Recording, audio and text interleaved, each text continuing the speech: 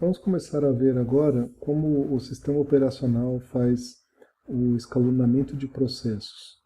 Escalonamento de processos é uma matéria bem importante que consiste em organizar e gerenciar quais são os programas que vão ser executados e por quanto tempo. O sistema operacional que é responsável por isso e tem muitos mecanismos de hardware que foram necessários serem implementados para que ele tivesse suporte. A gente está falando aqui em termos de multiprogramação, que já é aquele modelo mais recente que a gente usa até hoje, de vários programas sendo executados ao mesmo tempo dentro do processador. Ele não quer dizer necessariamente, literalmente ao mesmo tempo, mas eles podem estar intercalando entre si as instruções. Bom, nesse modelo a gente tem, o sistema operacional usa 4 filas para os processos ou os jobs. Essas 4 filas elas vão ser utilizadas desde a criação até o término do processo. A gente vai começar com a fila de longo termo. Essa fila de longo termo ela é utilizada para os programas antes de eles serem transformados em um processo. Um processo seria uma linha de execução de um programa em execução. Então essa fila de longo termo é onde os processos entram antes de eles começarem a ser executados.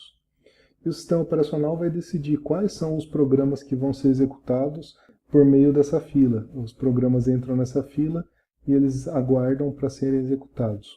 Bom, para que serve essa fila, literalmente? Se você tiver muitos programas iniciando ao mesmo tempo, pode ser que você não tenha memória ou recursos suficientes para executar ele. Aí, nesse caso, o sistema operacional pode decidir manter ele na fila por um tempo até que ele possa atender de modo deficiente esse processo, esse programa. Hoje em dia isso não usa muito mais, essa fila de longo termo, porque os programas eles são executados em paralelo, muitos programas no computador, a memória cresceu bastante e hoje em dia você não põe o programa inteiro na memória ao mesmo tempo. A gente vai ver mais para frente um pouco mais detalhes sobre isso. Assim que o processo é criado, ele é lançado na fila de curto termo. Essa fila de curto termo ela é utilizada para os processos que estão aguardando para serem executados. Eles são lançados na memória, então eles estão na memória nessa fila e estão aguardando o processador estar disponível para executar. Tem também uma fila que se chama fila de médio termo. Essa fila de médio termo ela é também conhecida como a fila para swap ou para substituição. Essa fila é utilizada para manter processos fora da memória principal que estão em execução. Pode ser que todos os processos que estavam na fila de curto termo estão aguardando, por exemplo, por um resultado de um I/O, um acesso a um HD ou algum dispositivo de entrada e saída. Como eles são muito lentos, de repente vale a pena a CPU pegar parte da memória que está em algum programa, joga esse programa no HD, numa memória externa, e tira ele da memória interna. E aí, quando ele faz isso, ele abre espaço para um outro programa que está esperando, que estava na memória de médio termo, entrar no lugar dele, substituir. Tem que tomar cuidado com isso, porque quando você faz esse swap, você faz com que o programa saia da memória, vai para uma entrada e saída, e isso por si só já leva bastante tempo. Então, muitas vezes não vale a pena fazer swap, e você acaba só perdendo tempo com esse swap ao invés de ganhando. Alguns sistemas operacionais permitem que você tenha um espaço de HD para fazer esse swap, mas atualmente não é recomendável fazer isso. O computador praticamente trava quando ele começa a fazer esse swap. E a última fila, a fila de I/O, essa fila é utilizada quando um processo está rodando, ele saiu da fila de curto termo, está no processador, de repente ele se depara com uma solicitação de entrada e saída. Ele vai sair do processador, mas ao invés de entrar na fila de curto termo para esperar para executar, ele não está pronto. Ele entra na fila de I/O. Essa fila de I/O, então, guarda todos os processos que estão aguardando um I/O. Pode ser uma fila por cada dispositivo. Depois que o dispositivo responde, o processo sai dessa fila, volta para a fila de curto termo. A ideia aqui, então, é que os processos que estão executando, eles fiquem intercalando a sua vez na execução do processador e eles fiquem girando nessa fila de curto termo. E, vez por outra, entrem na fila de I/O caso eles precisem. Também existe a opção de você ter um tempo máximo que o processo pode ficar rodando no processador. Assim que estourou esse tempo, ele é tirado do processador, volta para a fila de curto termo e pega o próximo processo para executar um pouquinho, para evitar que um processo fique manipulando o processador o tempo todo. Aqui é uma máquina de estados que fala sobre os estágios da vida de um processo. Quando ele é criado aqui, ele está na fila de longo termo. Aí ele ainda não é um processo aqui. Aí quando ele é admitido, ele sai da fila de longo termo e passa para a fila de curto termo aqui no estado ready. Aí quando ele está aqui, ele está aguardando executar. Ele sai da fila de curto termo e vai para o processador executar. Fica nesse estado running. E ele fica alternando aqui, ó.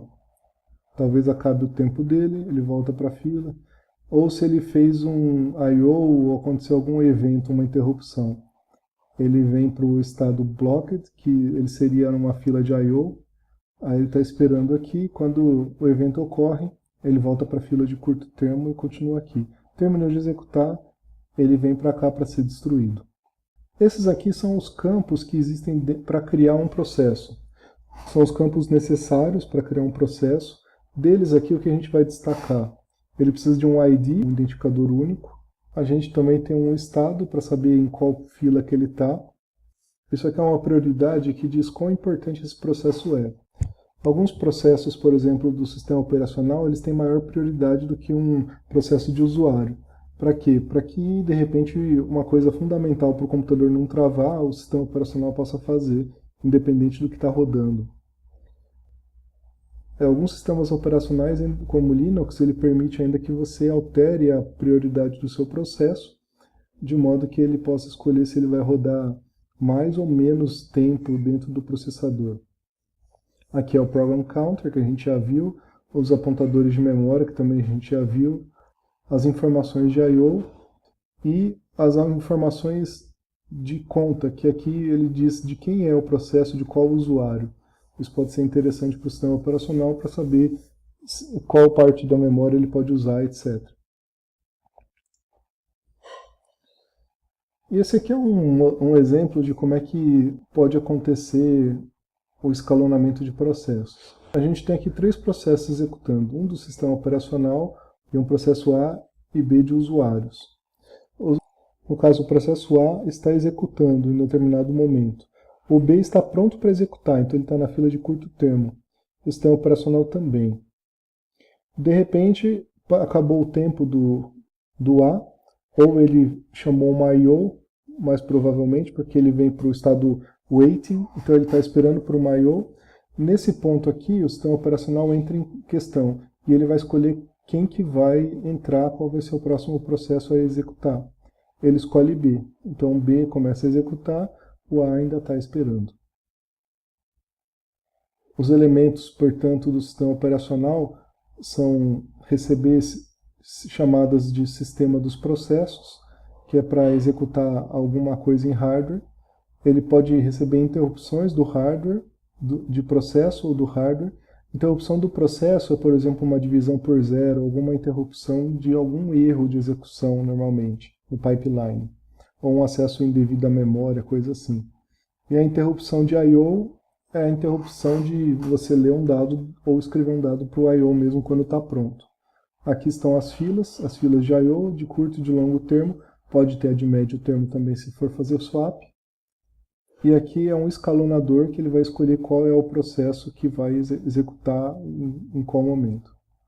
Aqui está um esqueminha um pouquinho diferente, mas meio repetido do que acontece com o processo. Assim que ele é admitido o processo, ele entra na fila de longo termo. Aí, ele sendo aprovado, ele entra na fila de curto termo e vai ficar aqui executando o processador. Se acabou o tempo dele, ele volta para a fila de curto termo. Se acontecer uma interrupção por I/O, ele entra na fila de I/O até ser atendido e depois volta para a fila de curto termo. acabou de executar, ele sai e finaliza e mata o processo.